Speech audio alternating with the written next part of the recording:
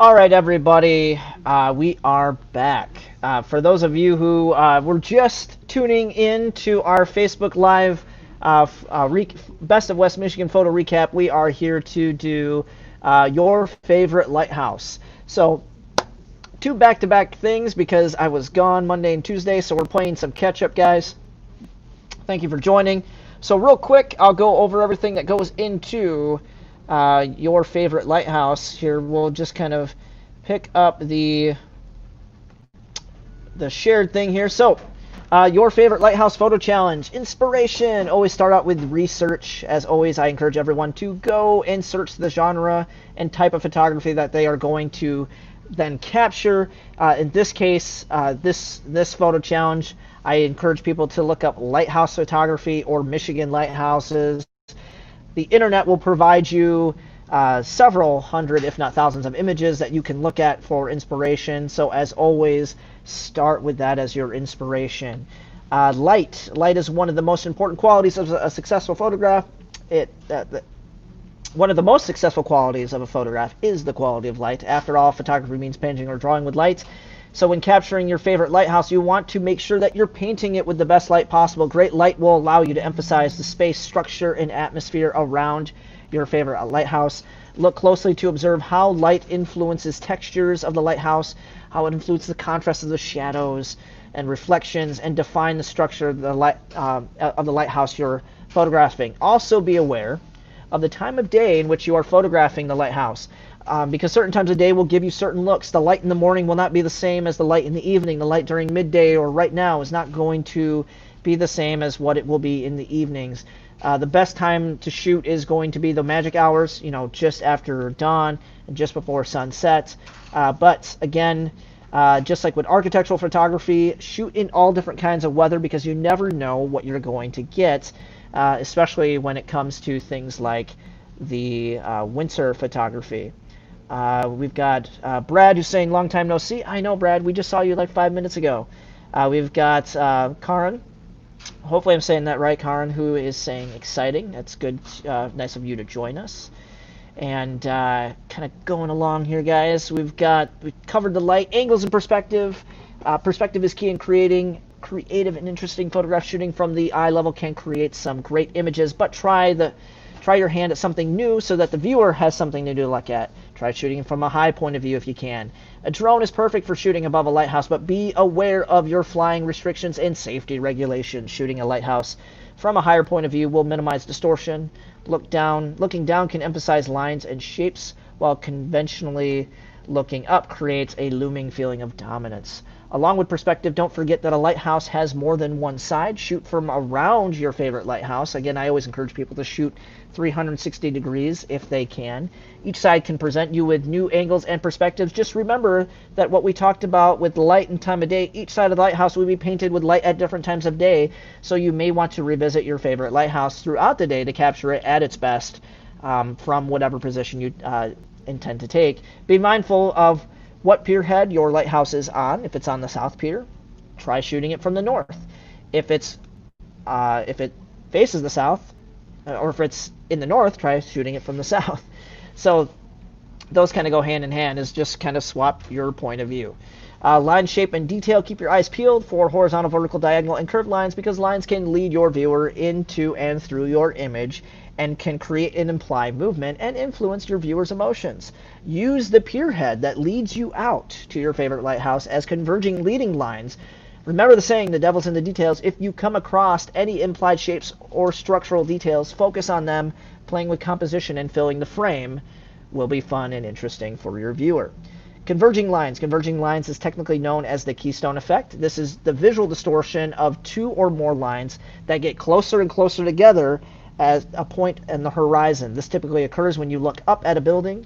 This can be corrected by shooting from a higher vantage point to reduce this distortion. You can also accomplish this using a tilt shift lens, but those can be expensive. They're around $1,000 or so, a little bit over $1,000. And you can't be like right under them to be effective. You kind of have to be a ways from what you're shooting to make them super effective. The best way to correct converging lines is to correct an image in an editing program like Lightroom and or Photoshop. Phone apps like Snapseed are also an effective tool for doing editing on your mobile device. Just be mindful, the closer you get to an object and you get that really extreme converging line, not high key, but keystoning effect, it'll be harder to correct the closer you are to a building. Suggested equipment, I always suggest that you shoot on a tripod, especially when you're shooting architecture or things that are landscapes. You can get some of the you'll get sharper detail out of your images. You can shoot at a higher f-stop to get more detail, f8 or above.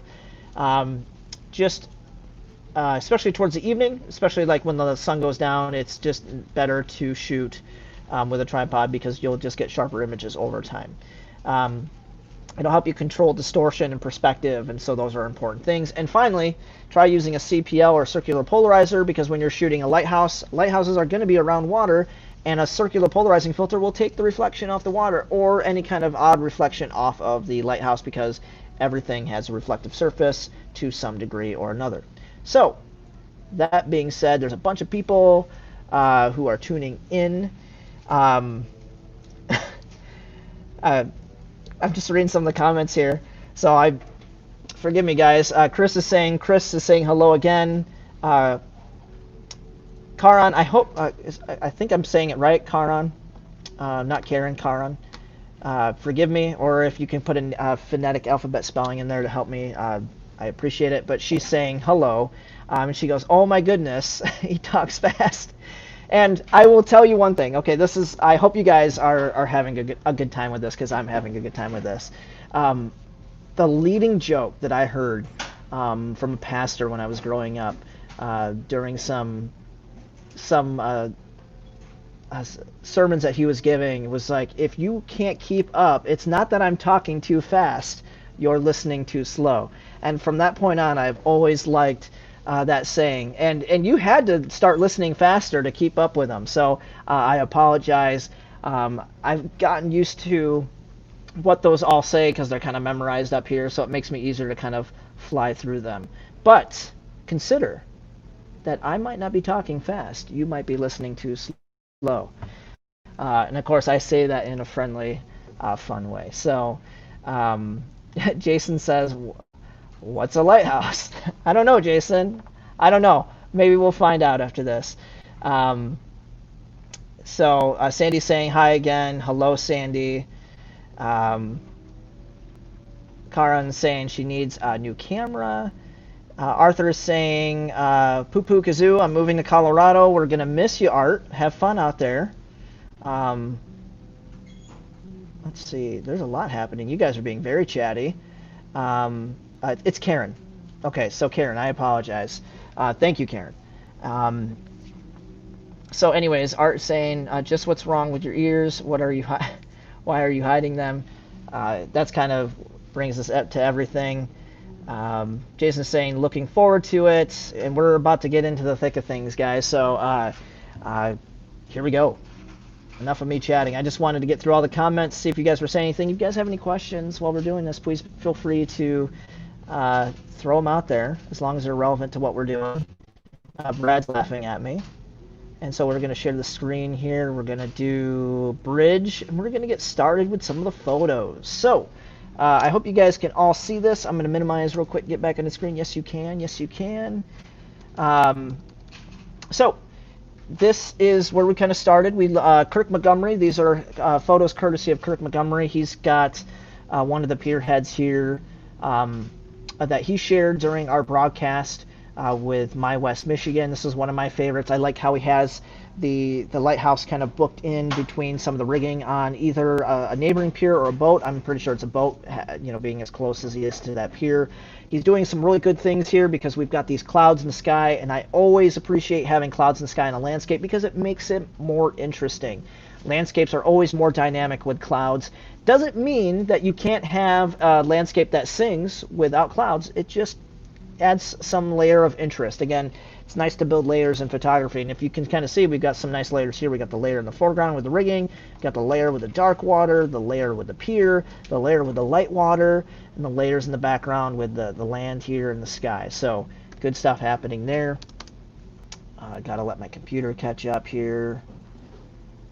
Oh boy, there we go. This is Pure Marquette, Michigan. This is the South Pier Head. And what I love, not Pure Marquette, Michigan, this is Pure Marquette Beach in Muskegon, Michigan, the South Pier.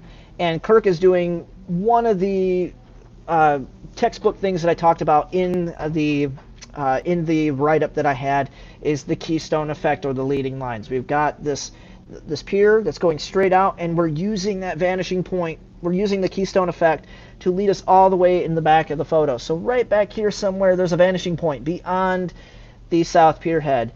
But what that's doing is it's leading us out to the image. It's kind of leading us where we're going. And I just love, it's like, it reminds me of one of those railroad tracks, artist, one of those paintings or something, or the road on a highway in the desert that just kind of goes into oblivion. It's almost the same thing here. And that's what I really love about this. Again, we're using rule of thirds. We got that chunk of third on the top with the clouds. Again, we have clouds making the photo more interesting. We got the 2/3 down on the bottom where most of our visual interest is. So rule of thirds, you will typically see the value of your composition. The 2/3 will always have, or more than likely always have, the big chunk of the visual interest, where the bottom third or top third that's remaining has the least amount of visual interest, and that is true here in this photograph. So we're moving into more of the keystone effect. He's shooting at the base of the South Pier Head, and this is where you get the true keystone effect, where you get those angular lines. So we know that this structure is square, and that it's kind of anchored in the ground. But when you look up at something from like right below it, you're going to get this extreme kind of look where it just kind of looks like it gets big, wider, and it gets skinnier and smaller as it kind of goes into this infinity regress. So he's utilizing the keystoning effect here, which can be a good thing or a bad thing. I think it makes it look interesting because we're looking down, we're looking from below and looking up, which is changing the perspective, which we're normally seeing it from shore. What I love is kind of the detail. It's looking at the texture, the rivets, the rust. Those things are all kind of like, I like when things are knit and gritty on photos. It just kind of adds a little bit of interest to it. He's got Little Sable Point Light in Mears, Michigan as of recent. And this kind of shows you guys how a bare sky looks versus having a sky with clouds. I think that even though this is a very successful photograph, we've got kind of the third right here, the rule of thirds. One chunk down here, we've got 1/3 here, and the 2/3 over in this direction are negative space. So we're filling the frame on the right side. We're really right weighted. If there were some clouds here, it'd make it more interesting. Does it need clouds? Not necessarily. It's all how you want to show that final image to your viewer. This is another great one of the South Pier Head and Pure Marquette from Kirk. We've got this nice little smidge of line down below, so we don't have any of the lighthouse base visible. We just kind of have some of the foundation there. But I like that you've got this little boat here, and just it's more about the space than it is so much the pier head. And wait for everything to catch up again. There we go. Kind of the same thing here. What I like about this one is we talk about leading lines or implied lines. We've got this nice leading line from the cloud going diagonally. What do diagonal lines create? Diagonal lines create this feeling of movement. So what I look at is like, yes, I have the pier head that's kind of anchored here, and it's actually a unique view of the South Pier Head. But what I like about the clouds is I got it kind of like this curved line, but this curved line kind of throws me this way, so I feel like I'm going like this. And I'm getting shot out, so like the clouds are exploding like a smoke bomb from the bottom left and moving us to the right. So I kind of start looking at the base of the lighthouse, and I kind of look out towards the top right hand side, but I keep on coming back. It's kind of circular, and that's kind of nice to create that circular movement because you're kind of moving people into the photo. Kind of see if you guys are saying anything here. Jumping back in. Karen says she sees a lot of our stuff on Grand Haven Informed, like a lot, SpongeBob effect. She might be talking to Jason. I'm not sure. But I'm glad that you guys are tuning in. So getting back to some images here. These are some of my images that I've chosen to share. I really like silhouettes when I do my shots of things in the evening. I think silhouettes have, the absence of color and information can say a lot. And then it makes it more about the shape of something than it does the shape and the light behind it than it does about the information and the detail. This was something that I worked on just before we got started. This was a photo that I took a while back, several years ago. I've got these nice leading lines going down into the South Pier Head in Muskegon at Pier Marquette. And what I like is, I'm trying to use this rock and the lighthouse to really bookend these people right here, because what you want to do, your eyes want to follow the concrete down to the end. And what are you stopping there? You're stopping right on these people. And adding people can be an interesting dynamic in the photograph because you're adding this human element. You're kind of almost supplanting yourself in their position, where you're like, oh, I'm going to be the guy standing at the end of the pier, or I'm going to be this couple that are kind of cuddled up on the right hand of the pier. It just adds this humanizing factor, and adding human interaction or humans to your photo can create a sense of scale, so we know how big the lighthouse is, and you can kind of put yourself in their shoes, so to speak, and kind of imagine yourself in that position. But I really love the cloud structure and just the light kind of bouncing off of the sky here in this. Very similar photo. This is something I took way back in 2009 or 2008. What I love about this one, it's very similar to the last one I showed you. This is kind of where I fell in love with silhouettes. Again, I'm really seeing the shape of the South Pier Head. But what you're seeing here is I've got these two girls sitting side by side next to each other. And maybe there's a third person in here. But there's three people, and the way that they're shaped, it's kind of like this. I almost think of like a torch holding the flame, and they're just hovering right below where the sun is. And I just thought that was a great capture. That, it's always kind of nice where people try to it's called pushing perspective, where someone holds up their fingers like this and they're really holding the sun, and it looks like they're holding a ball of light in their hand.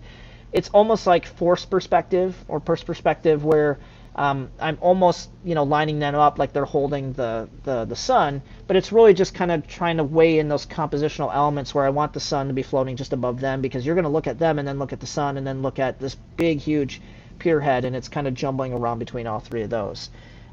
This is a very similar shot to Kirk's, but just in the evening with a nice gradiated sunset taken around the same time this one was taken. This was another one taken, I think during that same week. I lived in Minnesota at the time, so I was visiting back home, Minnesota or Green Bay, and it was always great to come back home. And this, to me, is like one of those picturesque sunsets where you get the sun really just kind of with the clouds running through it, and that's what I really love about the cloud structure in this photograph. It's a really early edit. I kind of got like this little halo effect around my North Pier Head, or the North Lighthouse. It's a little softer. I can tell you this, that as growing as a photographer, if this was before my education, like going to college for this, I know that my focus is back here because my clouds are sharp. And even though this appears to be somewhat sharp, it's not. It's a little soft. We'll zoom in. That's a soft focus. What I would encourage you guys to do, if you have something in your foreground that's going to be silhouetted like this, don't focus here, focus on this, and make sure to set your f-stop high enough. Like set your f-stop to f8, because what is behind it will fall into focus as a result of you focusing on where you need to be. If you need that focus to be deeper, you set it to f11 or f13 or f16 to ensure that this will be sharp. But I should have made sure that my lighthouse was sharp in focus. Getting into some of my favorite stuff, I love to do Milky Way and night photography. So this is doing a backlit shot of Little Sable Point lights. This is the moon silhouetting Little Sable Point light, and we just happen to get some cool clouds. I tell you guys that clouds can be the X factor in some of this stuff, and really this night I thought it was going to be Bad News Bears. Like, we're not going to get anything because we're going to have clouds in the sky, so the Milky Way is not going to look that cool. Well, the moon was there anyway, so you're not going to get any Milky Way. But we got this great silhouetted lighthouse with the clouds kind of exploding behind it, and because they're moving in diagonal lines this way, it's creating that sense of motion, that movement, right? So again, I feel like it's exploding behind the lighthouse, and the clouds and smoke are kind of going out everywhere. And I think it's just a really cool shot. Again, I'm trying to make sure that the lighthouse is what is in focus. So the sharpness is going to be on my lighthouse, and as a result my trees will be sharp, right, because they're in the same plane of view, and the stars will be sharp because of it. And so we've got really sharp images here because my focus was here and not in the background, not on the stars. It would have been soft, and you want to make sure whatever is in your foreground that's going to be of interest is in focus first. And RM Christian says that the South Pier in Muskegon is everyone's favorite. You know, Ryan, I might disagree with that. There is going to be proof coming up from you guys that may easily counter that argument. And I'll be happy to bring that here to you here shortly.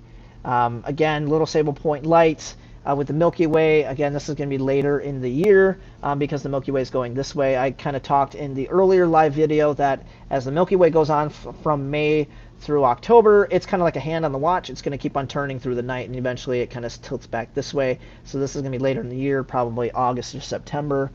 More so September than August. But just, you know, you're trying to zoom in and focus on these features here.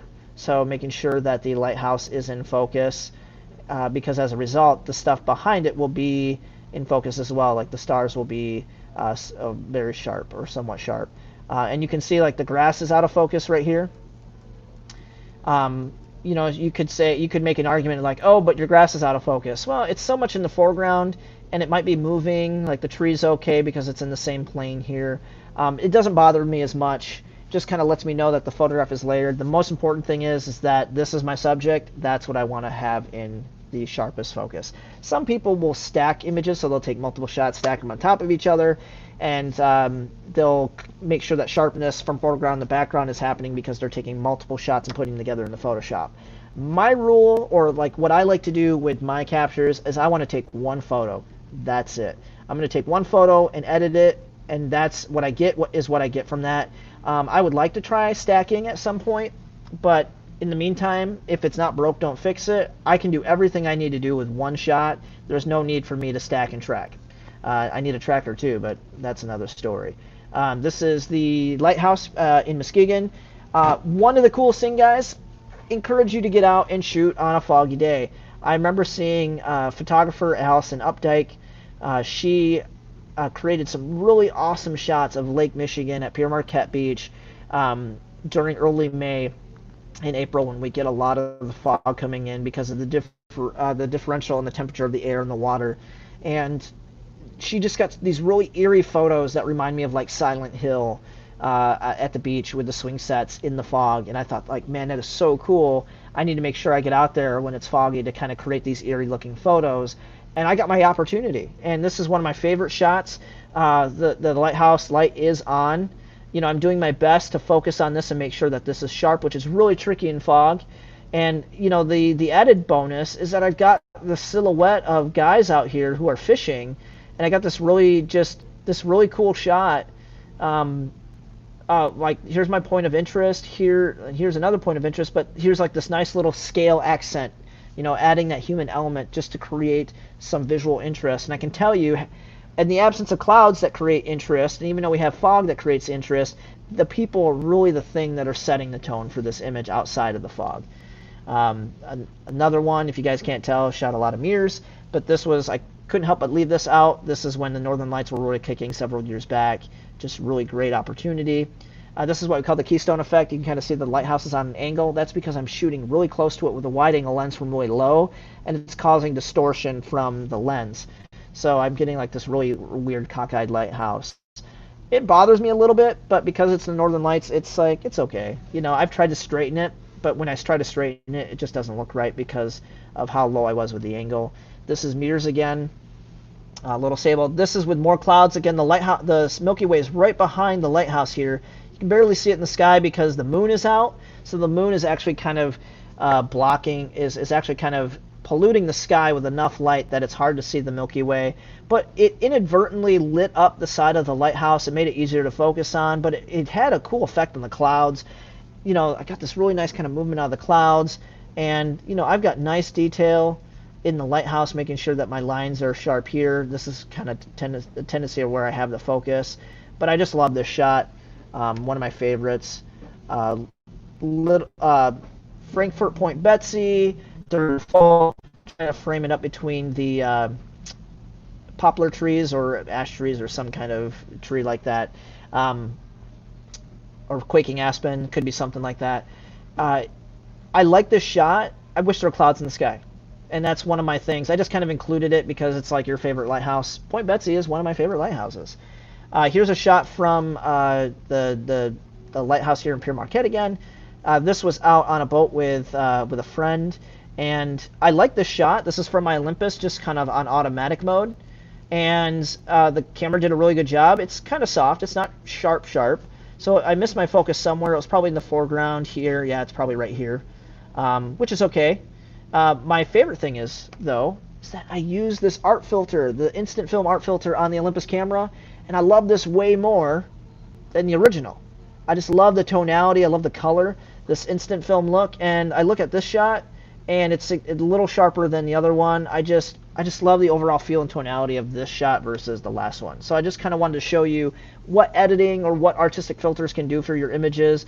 Todd and Brad Reed are always good about take a shot, get a little bit closer, take another shot, get a little bit closer. So here's my take on that. I'm taking a shot, getting a little bit closer.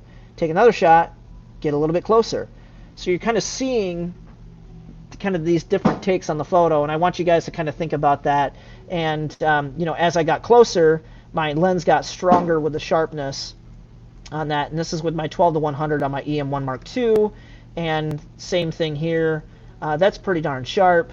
Love the detail, love the rivets, you know, some of these little accent things, and that's kind of my take on things. This was the South Pier head when we were out on the boat later, and this is kind of like what time will day will do for you. Is that not as interesting, no clouds in the background, but as the evening kind of dragged on, boom. You get some magical stuff sometimes, and it's all you got to do is just wait around, and, you know, nature does the rest. So it's always about where you are in the time of day. Another shot from Point Betsy. This is manipulated. This is the in-camera double exposure. There was a full moon that night. The full moon was actually behind me, and I shot it, zoomed in, and put it in the front because this person was out at kind of the Widow's Walk, and I wanted to make the moon bigger here, which I might do later in like post-production another time. But I just thought this was a really cool shot. You know, setting sun, a little bit of twilight light up here, moon right there, person looking at the moon. It's not real though. It was real. Two different spots of the sky. My favorite shot of Point Betsy so far, clouds, the aspen or the quaking aspen, whatever, the poplar, those beech trees just really blowing in the wind, kind of the leading line going up to the lighthouse over there, the wind blowing this way. Just a lot of things going on that I like. I like the blue, I like the greens. Just one of my favorite photos. We saw this last one with, in the last review, Milky Way. I like to get the lines right here. But enough about my photos, guys. I just want to include a lot of good examples for you guys to kind of see what my favorite lighthouses have been through time. And we're going to get to your stuff right now. I'm just going to check up on you guys, make sure how you're doing. Karen's saying, yes, make the moon bigger. And yes, I couldn't do it in camera. What I need to do is I need to like actually blow up the moon in the camera, save it, and then go put it in with a double exposure again. And we'll get a chance to do that. So I'm glad that you're enjoying everything that's happening here. If you guys have any questions, we're getting into the thick of it. And who do we have here? We've got Amanda Dykehouse, and this is going to be Holland, Michigan. She shot this in the winter. So I like to kind of play this little game, guys. I hope you like to play it too. If you're tuning in and this is your photo, let me know how close we got to things. I'm willing to bet that this is sometime in January, maybe February. It's cold. We've got a lot of ice buildup. I'm kind of going off of that based upon the ice buildup and the way that the clouds are. Typically, when you've got like, I wish I knew what kind of clouds those were, like cirrostratus or something like that. But they're really high-level clouds. You typically get that in the winter where you get these two layers. You get this really thick layer down here, and you got the wispy layer above. You know, she's got these good rule of thirds where we've got that first layer down here at the bottom. We've got the 2/3 up at the top, and our point of interest is right here. She's got this nice highlight of the setting sun on the actually reflective sun. It's kind of bouncing back into it right here. I really just love the way the light's hitting the Holland lighthouse. So my bet is willing that's probably late January, early February. She's got another one here. I thought this was Big Sable, but I was when I first downloaded it, but looking at it again, it's not. Again, she's got a lot of great things going. There's a lot of similarities between these two if you guys can pull them out. This is almost center weighted, but still more to the right. She's got this one right weighted, and we've got that same third. We've got that same chunk in the foreground and that same 2/3 on the top. And I really love that, we've got the clouds, we've got this morning light coming from above and kind of hitting the back of the lighthouse here and just kind of side lighting it. So really great shot from Amanda here. This is from Amber Shaw.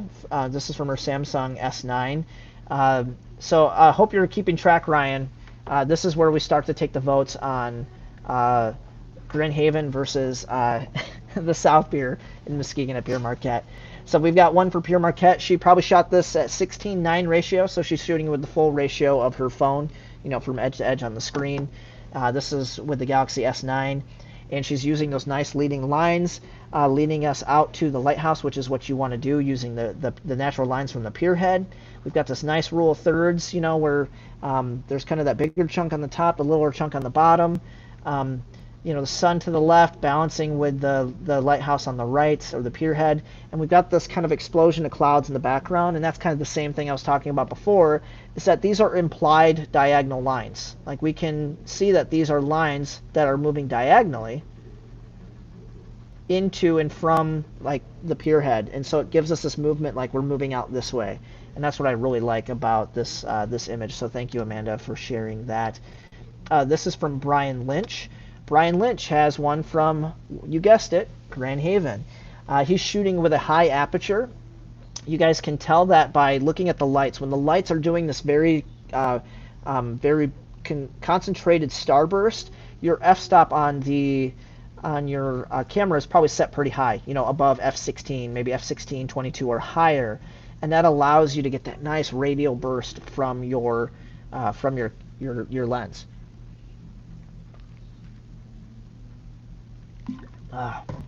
Talking too much.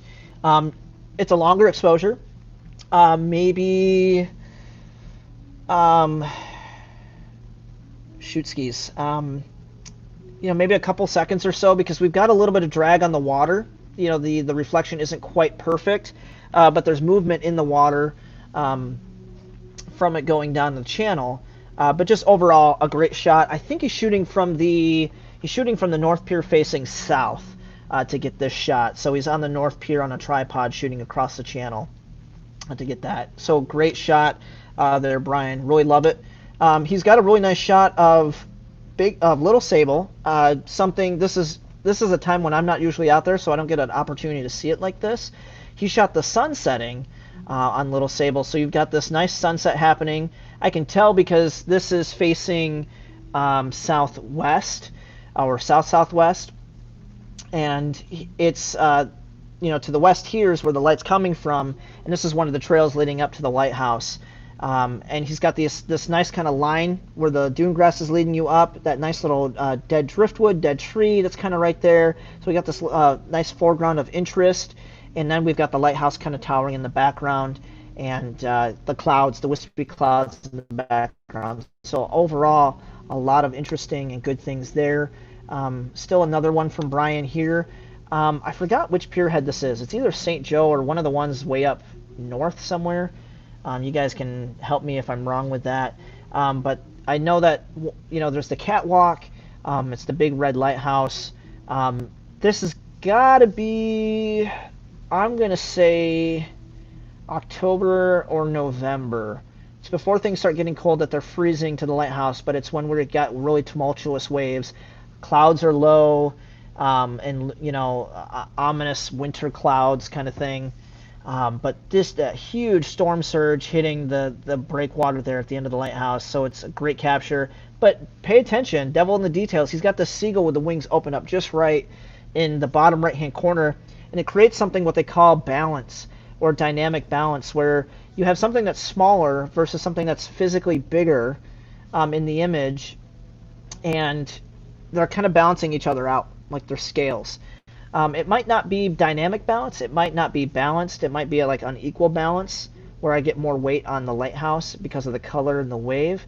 But the seagull is kind of holding its own, but it does feel like a scale that's tipped a little higher on this side than this side, but love the image. So great work there. That's South Haven, so thank you, Ryan, for that. Chuck DeWitt is saying hello, so hi, Chuck, how you doing? And I hope, Ryan, since I know that you commented on that, I hope you're keeping track on the vote, right, of how many we've seen of what lighthouse. I'd be interested to see what our tally is towards the end here. This is going to be Pierre Marquette's beach. This is going to be the lighthouse there. This is from Brad Walker, and this is one of his shots. I think this is a really great shot. You got the person in the water, you got the boat kind of anchored in the little harbor there. In the foreground, silhouetted. Again, I really like silhouettes, and this is where the sky is really interesting because we got a lot of these wispy clouds, so there's a lot of interest in the background. A lot of great sharpness. Of course, our sharpness is going to be here, but his f-stop is set just high enough that we're getting some good sharpness here, and still it's falling off a little bit in the clouds, but still overall, a great photo. Really love the way that turned out. This is another one from Brad. This is shooting from the pierhead that we just saw, the lighthouse, and shooting back at the south pierhead with a little boat kind of sailing into the harbor there. That must have been during one of the tours. I really like the color, the little hint of red here, and the nice kind of soft blues. I'm wondering, Brad, if that's when we went up to the lighthouse when Mike was here in town for that photo walk. The south pierhead again from Brad, and this is where we're kind of playing on silhouettes, how I was talking about, guys. You can't see the leading lines going out to the lighthouse, so it's more or less about the shape of what we're seeing against the silhouette of the colors in the sky. So really like the layers and the colors in the sky. Lots of blues. It's a good job there. This is from Brian Lynch again. This is another one of his. This is White River. So this is going to be the Whitehall Lighthouse. So he's shooting from the north side against the south. And this is a night photo. He's got stars here in the background. And I know this is a very tricky scene to shoot. These lights are annoyingly bright over here. And it's nice that he's doing this long exposure with the high aperture to get that nice star radio burst from the light in the lighthouse. I wish that these lights weren't here. I wish this wasn't here, and I kind of wish this wasn't here. If it was, maybe diminished, because it just takes this. See how hot this is, and this isn't Brad. This isn't Brian's fault. This is just kind of the scene, is that sometimes these lights just aren't in the right place. I've actually even argued and thought about having someone go over and like, hey, take a paper bag and let's tape a bag over that light so it's just pitch black, and then we'll take it off when we're done shooting, just so that we get the shot that we want. Because if that light wasn't there, it would make this photo so much more interesting. And again, it's not your fault, Brian. You did everything right. It's the circumstance. I wish that Whitehall didn't have these two lights on right here, or if they did, this one was less so, and this one was not existent at all. Because then we could see more of the detail here, and this would fall more into the background like these trees, and we'd be able to see more of the sky. And that's what I'd like. So very good job there, Brian. This is from Charles DeWitt, Chuck DeWitt, who just tuned in and said hello. He's got this really nice shot of the South Pier in Grand Haven, and he's got the moon here hanging out over the water, so it's kind of creating this nice glow in the sky. And we've got some of the new lights going on. He's got a high aperture set too, maybe not as high as Brian's, because we've still got that nice radial burst, but it's just not as high. Chuck, if you're tuning in and you've got this image handy real quick, and you can check out the metadata, I'm willing to bet that maybe you're shooting at f11 or maybe 16. Maybe I can see for myself.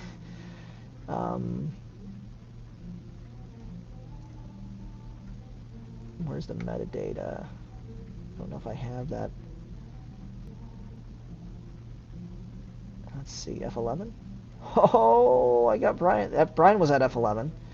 F16, F10, 9, 9, 8, 7. Is it going to be lower? Is it not labeled? Getting there. Maybe no. It's probably one of the ones with no aperture. So we tried. But Chuck, if you know, I'd be interested in knowing kind of what you were set to. That would be interesting to know. But he's got this nice leading line leading us out over here, kind of at the end of the pier. just a nice composition. I really love the blues. I just like the differential between like the reds of the lighthouses, the lights lighting up the atmosphere, the moon lighting up everything. So I really like what you got going on there. Brian Lynch says, thanks for the positive comments. Brian, I know how you feel. He was saying, thanks, it was tough. Dude, I'm right there with you. I've shot that. I've looked at it. I've shot that South Pier head in Whitehall, and it's just the pits, man. It's the absolute pits. What we need to do is all team up and go out there and like someone be on the south side of the channel, someone be on the north side of the channel, and just say, hey, okay, put that bag over there and tape it up real quick. As to not destroy the light. Some people would encourage you to like get rid of it completely, like maliciously. No, we're gonna do it so that like it'll go back to being normal. It's just covering it somehow. But he's saying thank you for the positive comments. No problem, man. You got some good stuff, so keep it up. Thank you for sharing. We appreciate it. And he was saying that was South Haven in November, so I was right that was kind of October, November. So again, guys, the devil's in the details. If you look at the beach long enough, if you look at the lake and you shoot enough sunsets, and just observe, just be an observer, you will be able to tell based on the type of clouds what time of year it is. So that's something what I like to do. And Amanda was saying too, Amanda Dykehouse was saying correct on the timing. So it was late January, February, for that photo. So yeah, this is kind of my favorite part, guys, is just being able to look at your work, kind of look at what the major wins and positives are, and kind of trying to guess what time of year it is that you're getting on the photos. So I'm really glad. That's the most fun I have is when I get to do that. Maybe we can ask them to kill that light at White River once or twice a month. Hey, that would be a good thing to do. I'm still game on covering it up with like a dark bag or something like that. Because again, it's not malicious. It's just covering it up temporarily to do something and then letting it go again. But that would be something to ask them about, because it's just terribly distracting for photographers. This is also from Chuck DeWitt. This is I don't know if this is in Grand Haven, Chuck. I don't think it is. I know some of your stuff got mislabeled when I downloaded it, but this is another one of a lighthouse. Just kind of getting your favorite lighthouse. Let me know what that one is. Maybe this is Whitehall. This is Whitehall too. This is the other side of Whitehall. Because yes, that's the other side. So that is the northwest. That is that's facing northwest. So this is the southeast corner of that lighthouse. So yes, Chuck, really good stuff there, like that.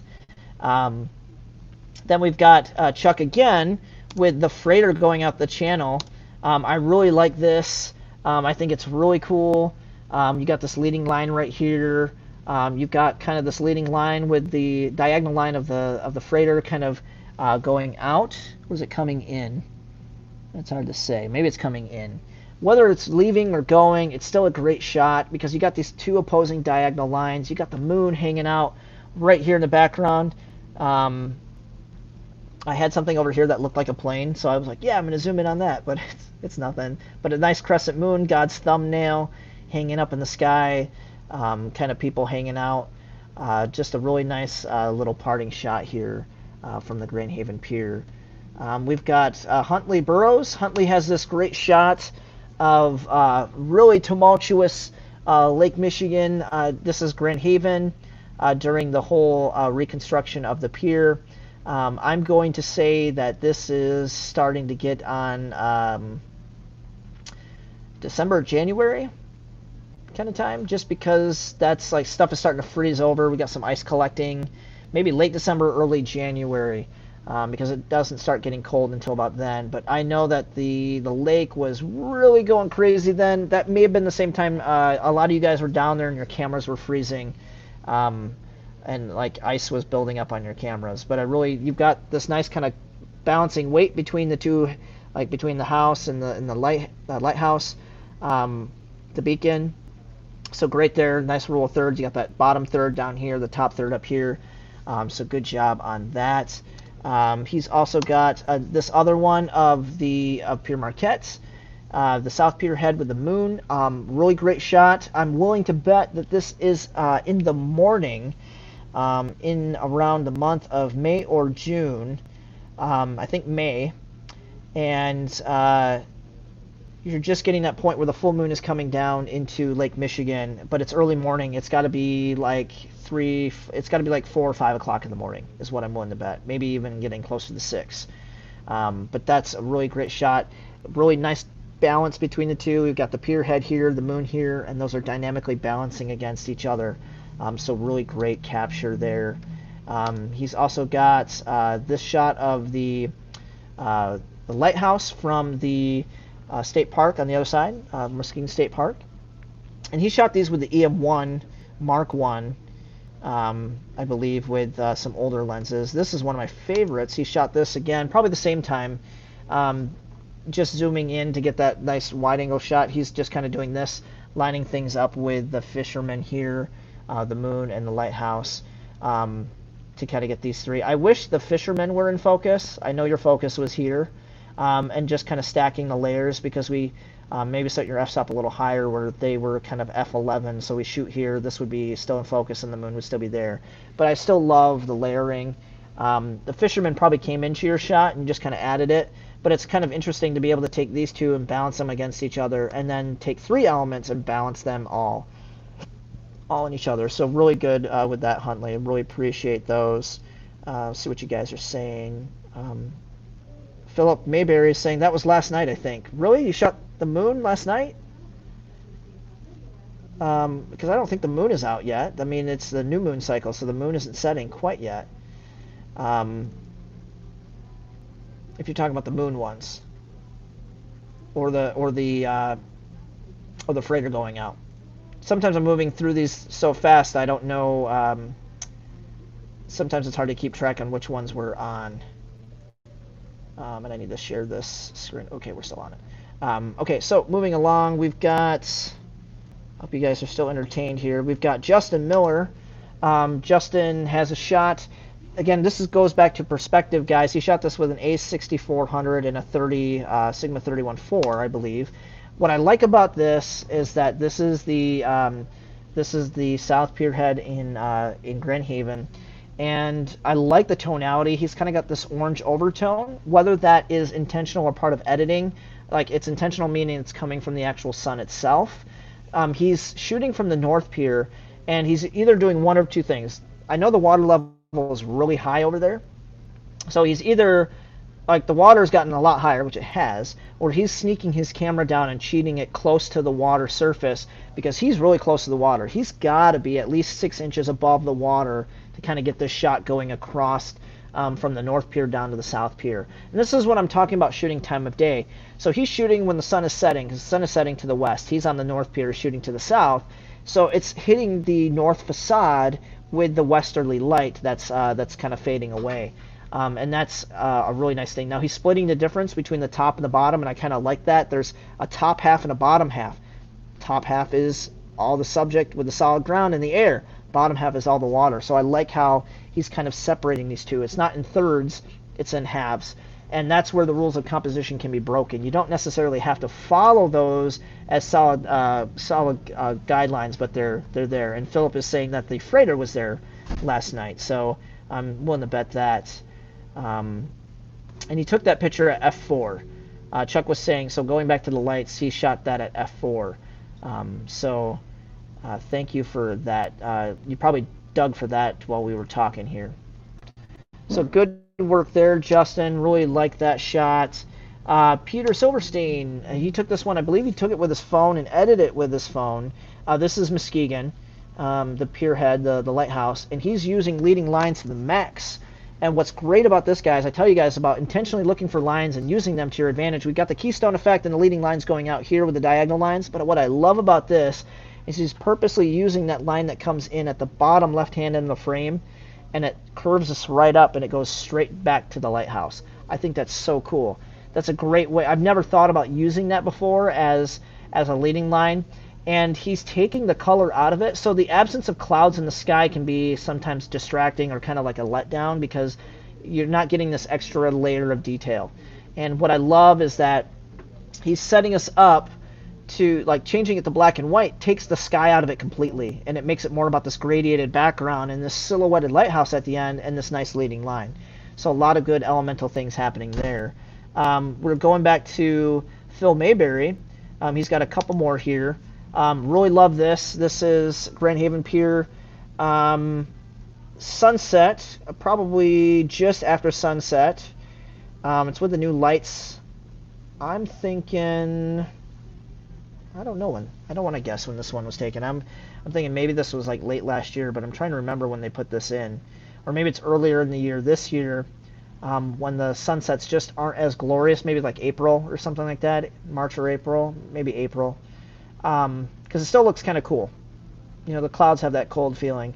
But I love the leading lines. He's leading us in with the catwalk on the top right. We're hitting the lighthouse right away, the beacon with it being lit up, and then we're going straight back to the beacon house at the end of the pier, and just these nice lines. And so it's just a really nice kind of composition. You don't normally see this. I think this would be great as a vertical shot too, because sometimes you don't need the extra space. Like, I'm wondering, oh yeah, you guys can't see this, but I'm doing a vertical crop of this real quick. Oh yeah.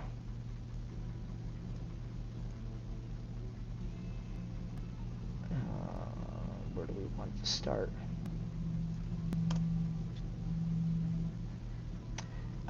This is just something to think of with cropping, guys. So I cropped that real quick, because you can kind of see it. So Phil, if you're watching, I hope you're not upset about this. Could have asked first. But the difference between like what you had here, and if I can just duplicate this real quick, I think it said another one towards the end. So I'm going to bring this over here. This is just an example of cropping, guys, of what you can do to kind of change things. I'm going to revert my crop back to normal and hit done. So sometimes, Jason saying great photos, got to head north for night shooting. Thanks, Jason, for tuning in. Hope you have fun. Good luck shooting. I'll get back to this. So this is Phil. Oh, Phil, yeah, you're still tuning in, Phil. Yeah. So hopefully this is okay, Phil. I'm just kind of throwing this out there again with all your great shots.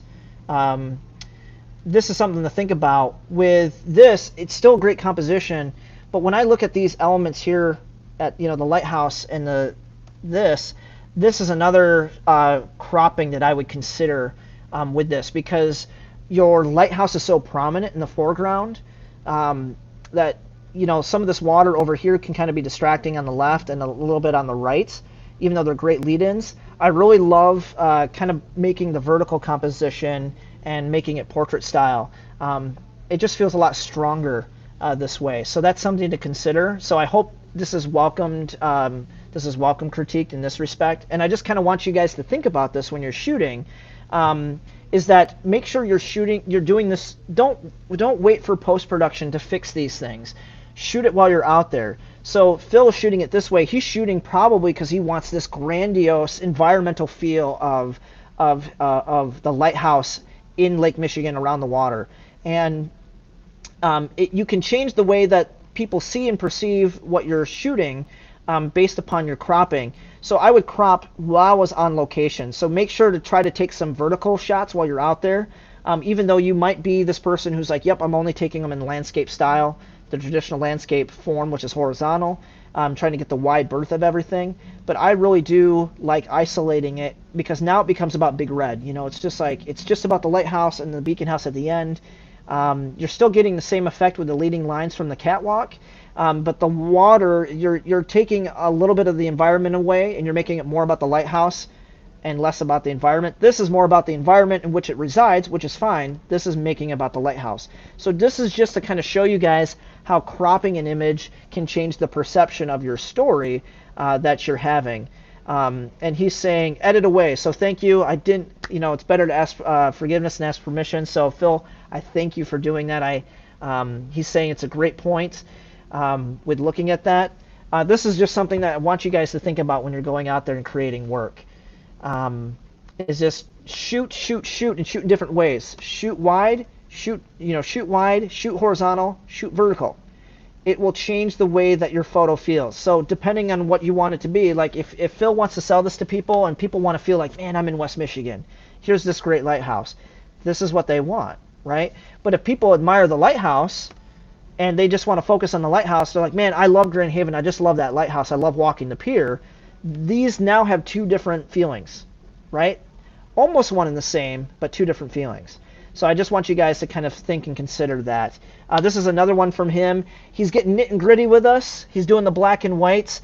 Phil, I'm willing to bet that you're using, I'm going to guess, you're using Nik software. This is the antique plate number 1 with some changes. And you're just kind of pushing some of the structure on your editing. If I'm right, let me know if I'm right. If I'm wrong, I'm willing to accept that. But sometimes I just love to guess how people are doing this stuff. He's got this really nice leading line. It's diagonal, so it's leading us in. It's kind of creating a little bit of that motion with the diagonal. We got the pier head at the end. Making it black and white eliminates the distraction of color. I'm willing to bet that maybe the color version of this wasn't as exciting because these clouds are maybe like fall clouds or early spring clouds, like spring winter, like winter spring. And there's just not the color there to make it exciting. You take the color out of it, you make it black and white, you make it timeless. You can then make it about the structure. You can make it about the details of the structure and look at all this nit and gritty. If Phil is anything like I am, and he likes kind of like sometimes the crunchy texture of things, this is what I love. Now it becomes about like the story of the lighthouse, like how many storms it's seen, this ruddy, gritty nature of it. You know, that's the fun thing. And now we got the grittiness of the rocks. So if you have the same embodiment of that, Phil, you know, that's good. And he goes, man, you're good. So I got the hands off. So it must be Nik software. It must be Antique Plate 1. It's got to be, you like the sepia tone, but you like number 1 versus number 2 and 3. And you're just editing a little bit with the structure to kind of bring out the grittiness. So he's saying, I love the contrast. And that's the thing with black and white. That's the only thing you got is the contrast. So you have to make sure that you have good contrast. That'll actually make a better photo. If you have contrast, you know, good whites separated from blacks. And what he's got going on here is he's definitely got solid whites. You know, there's not a lot. It's right here, right here, right here. And the blacks, there's some here, some here, some here. Now, a lot of the images, if we're using the zone system, a lot of these colors or a lot of the tonality in the black and whites are in the quarter tones, half tones, and 3/4 tones, which means there's not a lot of white, there's not a lot of black. Everything is kind of this middle gray, but we've got a lot of good contrast working for ourselves. So really good job there, Phil. Appreciate you sharing on that. This is from Ryan Christensen. Hopefully, Ryan, this is yours. Again, there was a lot of photos trying to make sure everyone got. This is Through the Mist. Now he's shooting from a different part of the North Pier, so he's kind of hiked down the pier a little bit, probably the south, you know, heading east a little bit, which is a good take, Ryan. I like that you did this. Or you're shooting a little closer to the shore. Not a lot of people do this. They really shoot from the rocks. Or from the rail, or from the end of the pier. And I like that you wanted to include more of this environment in the foreground. The new LED lights are kicking. We've got the mist kind of flowing up over. These curved lines are creating kind of this motion. He has a high aperture set because we've got this nice radio starburst, but it's being drowned out by the diffusion of the mist. But it's a great shot. You know, Ryan, I would love and be interested to see what this looks like in black and white, and to see if it would look kind of like this really eerie kind of look to it. I would be really excited to see this in black and white. And if I had your permission to do that quick, let me know, because I'd be happy to work on this before we end, just to kind of give an example of what I kind of imagine in my head. Now, he did this one of Ludington. I really love this. Ludington has a unique look for its lighthouse. That black, the bottom portion of the break area of it is oddly shaped. So when you try to shoot it and try to make it look straight, it doesn't look straight in your photos. Sometimes it looks kind of cockeyed. But I love how he walked to just the right side of the pier to shoot up at this, because it's really playing on its strengths of its angles. He's got these nice wispy clouds in the background, this nice little, I was going to say eagle, but this nice seagull accent right here is really nice. He's got great detail. Look at the detail in this. Really nice detail. If this were a higher resolution, you know, something, he probably shrank this down and sent it to me via email. This wouldn't be as pixelated as it is zooming in to like 400%. I'm willing to bet that he has this locked down solid. We zoom out, just great detail. Now, why is it great detail? He's shooting in strong sunlight. This is probably taken around 12 o'clock noon, maybe 2 o'clock in the afternoon. The sun is starting to move around to the end of the pier, so yeah, I'm saying anywhere between 12 and 2 is when the light is hitting this, and I'd be interested in how close I got to that, Ryan, and but just a great shot. This would be nice in black and white too, just because you have high contrast, because you've already got the black here, you got the white here, and it'd be interesting to see it with a red filter, because the sky would probably get this deeper blue. That would be interesting to see. We've got this other one from Ryan Christensen in Saugatuck. Ryan, this is a great shot. I never knew that this lighthouse existed. It's a cute little lighthouse. You guys are probably like, oh my gosh, you just used the word cute, but it is. I love the colors, the red and white. Again, he's all about the detail, because I can see it in the wood. I can see that it's being pushed. You know, we got the nice detail being brought out in the pylons here on the dock. On that nice leading line, again, kind of telling that story. I want to walk down that dock, and then I want to walk to the left or right. It's just kind of the thing. And I'm willing to bet that, you know, that Ryan was walking down. He either knew this was here, or he's kind of looking at it for the first time, and he walked past that dock. And when he walked past the lighthouse, maybe walked to the right, came back to look at it from this way again, and he's like, I'm going to shoot it from that dock. I think it would be interesting shooting from that dock. That's the thing, it's just shooting around it. I would also be interested to see what it looks like from the back left-hand corner, Ryan, looking back towards maybe to the west, the northwest. It'd be interesting to see what it looks like from that angle, maybe from a lower point of view, especially with the light hitting it from that angle at that time. So great stuff there. Chris Schlager shared a lot of stuff. This is probably October-ish, or maybe September, fallish, you know, October-ish, fallish kind of thing going on. With the lighthouse, it was still up with not the new lights, the old lights, I think. But I really love her grittiness. We got this nice highlight from the setting sun, like the sun's coming in over here, highlighting the rocks on a stormy day. Just a really nice shot, nice leading line going out this way.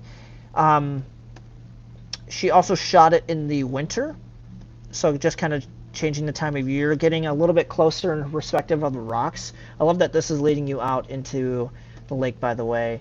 Same thing here. I love that we're cutting off the catwalk and making the rocks and the ice more of what's more of interest in the foreground, and this huge wave out here with a lot of the breaking up ice happening.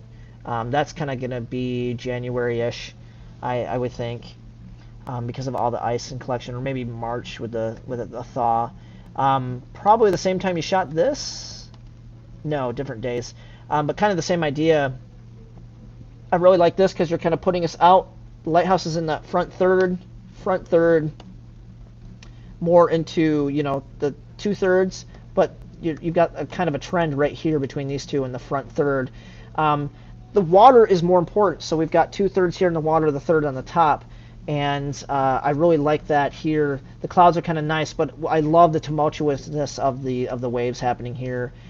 She's shooting the South Pier head in Muskegon at Pier Marquette. I think we were out there at the same time, Chris, doing a photo walk, because I remember shooting something like this with the fishermen. But I like your take here. This would be something that I would do in black and white too. But what I like about it in color is that we got this nice gradient of a sunset trying to happen. With the lighthouse kind of obscured in the fog and the mist. This is also Chris. This is Ludington, so she's shooting from probably from the beach, I would think. And you're shooting out with a telephoto lens towards the lighthouse during an early thaw. Is this ice? that's ice and snow or just rock, or it's the first breakwater. I haven't. The only time I've been out in Ludington is at night, so I can't remember some of the features that are there. But I love that you're kind of.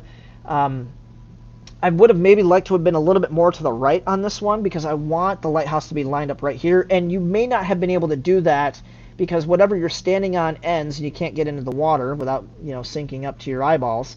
Or moving down the beach a little bit if you are shooting from the beach with a telephoto lens. I know you've probably got the 150 to 600 with the 2x teleconverter, maybe I'm willing to bet. But I love that you got this wave in the foreground. You're using the rule of thirds again. It's very similar to this right here. 2/3 of it are the waves. 2/3 of this are the waves. The top third is the lighthouse, and it's still kind of right heavy with the lighthouse up there in the top right. But this wave is kind of balancing between that lighthouse and the foreground. And then we're right back at the beginning. We'll kind of see what you guys have said up to this point. He says he's not sure of the name. Oh, he's saying it's not his, not mine. Ludington is mine. Grand Haven Pike wasn't. Okay, so my bad.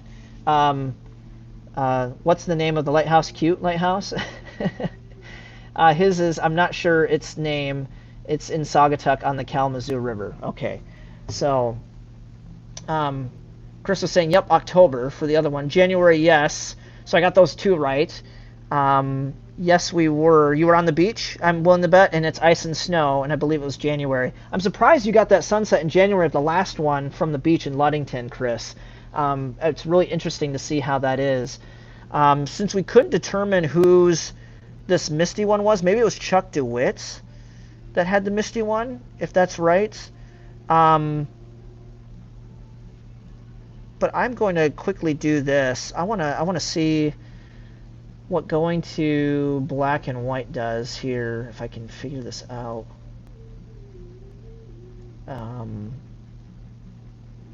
Detail mixture, split toning. Bear with me, guys. I'm gonna do something real quick. I don't think you guys can see my screen to the extent that we would need to see it, but I'm going to quickly open this up in Photoshop, and I'm going to go to Silver Effects. And Phil, I'm doing our favorite thing with Silver Effects.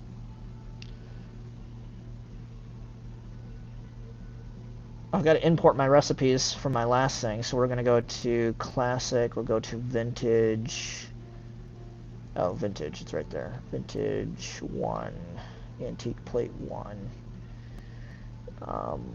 Antique Plate 2, stick with 1. Number 19. Check out the filters real quick. I'm getting too moody. Let's play with the contrast. Nope, too much. Structure.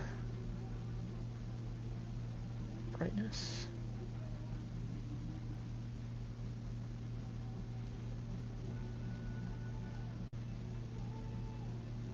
Bear with me, guys. I'm just trying to mess around with something real quick. To kind of take this to another level. Let's see if I like that.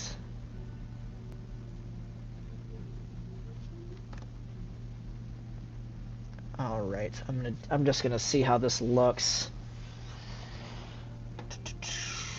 and I'm just gonna save it real quick. Saved over my duplicates. Save it as a JPEG. Oh, I guess I should have shared my screen and showed you guys what I was doing. I could do that. Chris is saying maybe it wasn't January. Oh, Chuck DeWitt was saying this is. Okay, Chuck. Well, I should ask if I should mess around with it, just to see what it looks like in black and white. I thought it might be yours. But I did a little kind of messing around, if it's okay with this, Chuck. I kind of wanted to show people what the difference is in black and white. So this is your color version, and sometimes the absence of color can kind of help some things, and that's just kind of pulling some of the color out of it. And now it's kind of like – backlit fog.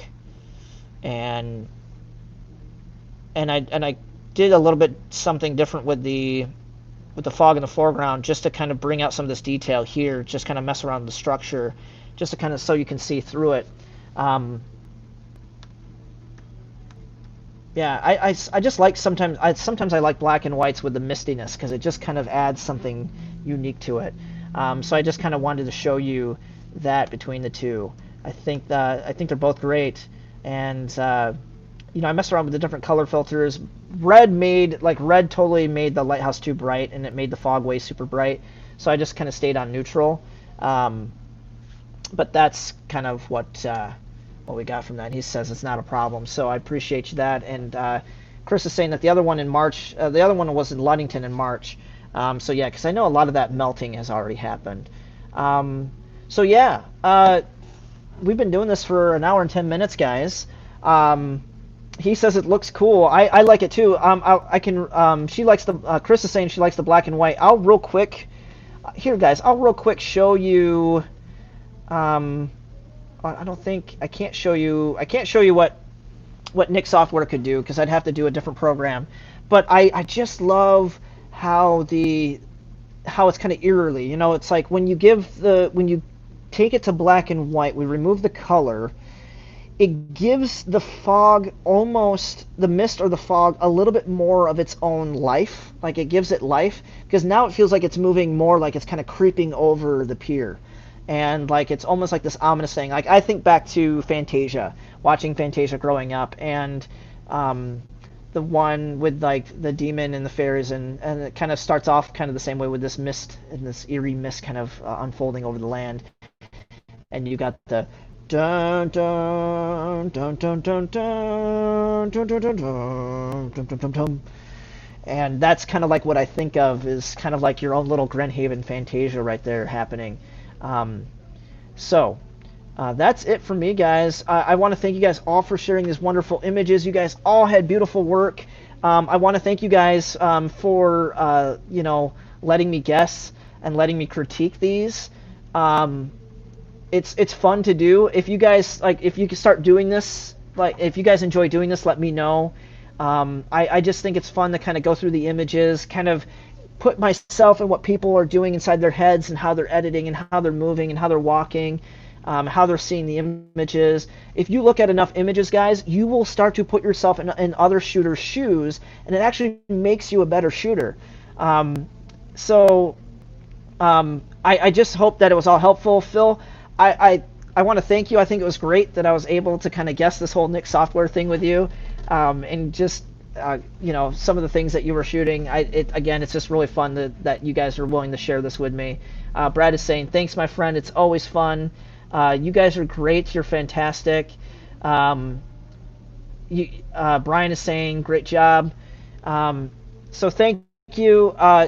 Next week, let me think here. Don't go anywhere yet. Our next one is the Best of West Michigan. We will more than likely review the Best of West Michigan come Tuesday next week, because Monday what we're doing is that we're doing the recap of the Best of Michigan. So here's the difference, guys. I know I have shown a lot of images between you will see a lot of similarities between my images of the Best of Michigan and the Best of West Michigan, and that's because Justin hasn't ventured that far out of West Michigan. And if I do, I'm going to Chicago, I'm going to Colorado, I'm going to Utah, I'm going to these different places that have these different photo opportunities. So I haven't really jumped around the state that much to kind of get my Best of Michigan. So my Best of Michigan is in West Michigan, so I'll try to find some more to kind of change it up, keep it interesting for you guys for the recap and review of the Best of Michigan.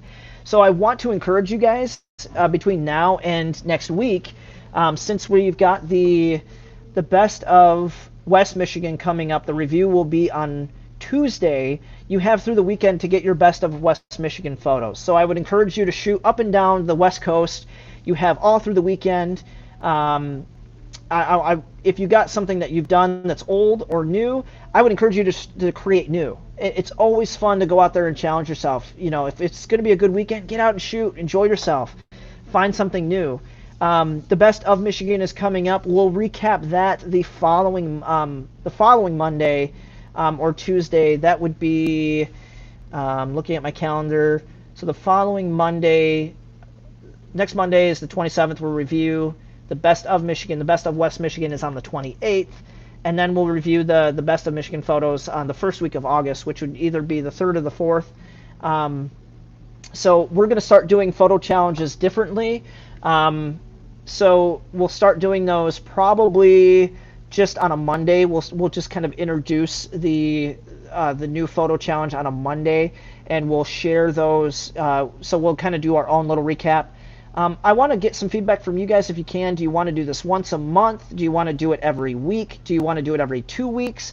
If we do it every 2 weeks, it gives you plenty of time to create new photos, and it gives us time to kind of spread out the content a little bit, so we can kind of do a challenge every 2 weeks, and it keeps things interesting. We could do it once a month, so it gives you guys a whole month, but then you guys might kind of lack that repeatness of being able to, like, oh, we're reviewing this every so often. So I just want to get some feedback from you guys. If you tuned in this long, let me know. In the meantime, look for our broadcast tomorrow with Kirk Montgomery, WZZM 13's My West Michigan. We'll be on probably around 9 o'clock. You'll get to see our next Facebook photo challenge, which is the best of Michigan. And don't forget to shoot your best of West Michigan and have those in by Monday so that I can have those up on Tuesday. So in the meantime, guys, have fun. This has been a great time. I hope you guys are enjoying these. I'm out for the night. I'm going to go home and make some food. I hope you guys enjoy your evening too. And as always, have fun, be safe, and always remember to stay creative. Have a good night, guys.